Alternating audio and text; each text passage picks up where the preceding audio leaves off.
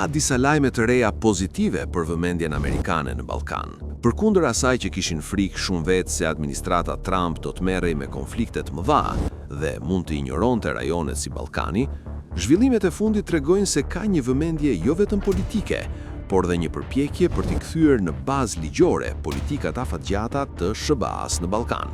Projekt ligji i ri, HR 5274, kërkon ta ndryshojë qasjen e deritanishme të SBA-s për rajonin, mbështetur në urdhra ekzekutiv dhe sinjalizime diplomatike, duke i kthyer elementet kryesore të kësaj qasjeje në ligj. Ky projekt ligj jo vetëm që nuk e ul autoritetin që kanë sanksionet e deritanishme non grata, por e sanksionon atë në ligj dhe jo thjesht si status personal. Po ashtu, Kongresi po sinjalizon se regresi demokratik dhe korrupsioni politik në Ballkanin Perëndimor nuk janë më shqetësime epizodike, por kërcënime strukturore për interesat e SBA-s.